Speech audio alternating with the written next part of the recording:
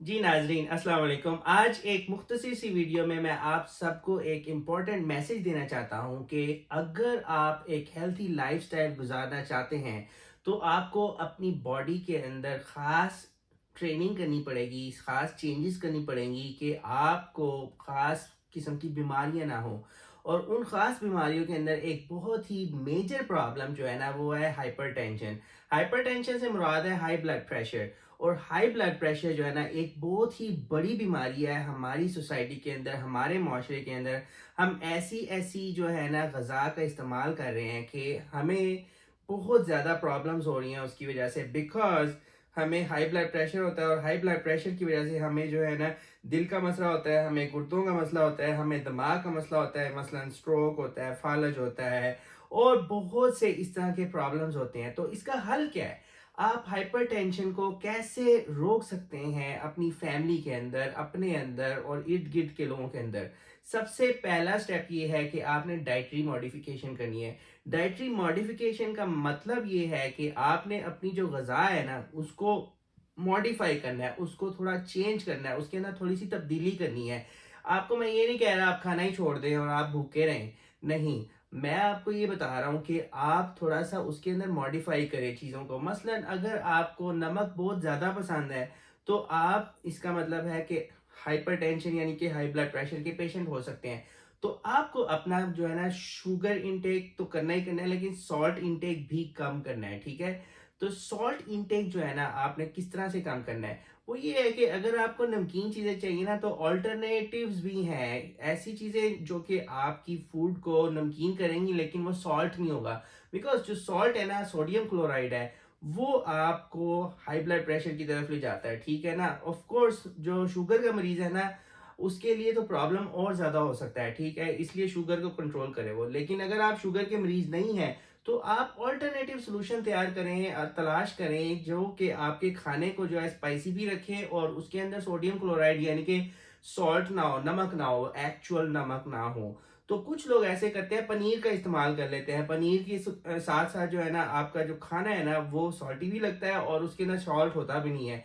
या आप ये करें, आप अपनी डाइट डाइट के अंदर जो है ना आप दही का इस्तेमाल शुरू कर दें। दही डालें अपनी डाइट के अंदर, अपने खाने के अंदर, उससे आपको बहुत फ़ायदा होगा और उसका नुकसान बहुत कम है, ठीक है? इसलिए आपको हाई ब्लड प्रेशर के चांसेस नहीं होंगे फिर। और अपनी डाइट के अंदर पानी की मिकदार बढ़ा दें आप। आप जो है ना ज़्यादा से ज़्यादा पानी इस्तेमाल करें, ख़ास तौर पे मुँह निहार सुबह सवेरे उठ के आप जो है ना पानी का इस्तेमाल करें और आप देखेंगे कि आपका ब्लड प्रेशर कितना कंट्रोल में रहता है। उसके अलावा आप अपनी डाइट के अंदर जो है ना शहद का इस्तेमाल करें और कलवंजी का इस्तेमाल करें। ये ऐसी इंपॉर्टेंट और नेचुरल चीज़ें हैं कि आपका ब्लड प्रेशर लो रखें ये चीज़ें, ठीक है? और इसके अलावा जो है ना आपने तेल का जो है ना इस्तेमाल वो बहुत कम करना है। तेल जो है ना आपकी डाइट के अंदर वो बहुत कम होना चाहिए और अगर आपने तेल इस्तेमाल करना है ना तो मेरा फेवरेट जो है ना तेल वो एक्स्ट्रा वर्जिन ऑयल है, बिकॉज़ उससे कोलेस्ट्रॉल हाई नहीं होता और आपकी जो बॉडी है ना उसको एक पॉजिटिवली इस्तेमाल करने के लिए रेडी होती है, बजाय इसके कि वो आपका हाई हाई ब्लड प्रेशर करे या हाइपरटेंशन करे। अगर आप एक्स्ट्रा वर्जिन ऑयल नहीं अफोर्ड कर सकते तो एवोकाडो ऑयल जो है ना वो सेकंड ऑप्शन है। वो भी बहुत ही अच्छा है और बहुत ही हेल्दी है। I know it's a bit expensive but सेहत जो है ना वो सबसे कीमती चीज है। अगर आपको हाई ब्लड प्रेशर होता है ना या आप हाइपरटेंसिव है या आपको दिल के मसले हैं because of high blood pressure, तो आपके जितने पैसे लगेंगे ना आप वो सोच भी नहीं सकते।